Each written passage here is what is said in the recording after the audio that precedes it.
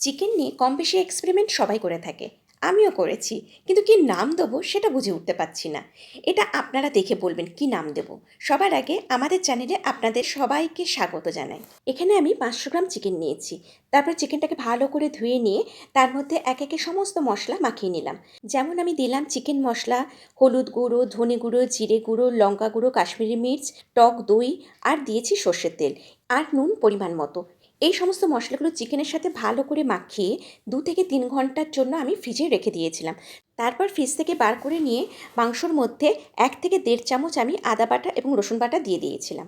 এরপর প্যানে মাখন আর রিফাইন্ড অয়েল একসাথে গরম করে নিয়ে তার মধ্যে মাংসগুলো একে একে দিয়ে দিলাম। আরেকটা কথা এখানে বলে রাখি, আমি মাখনের সাথে তেলটা দিই এই কারণে যাতে মাখনটা পুড়ে না যায়।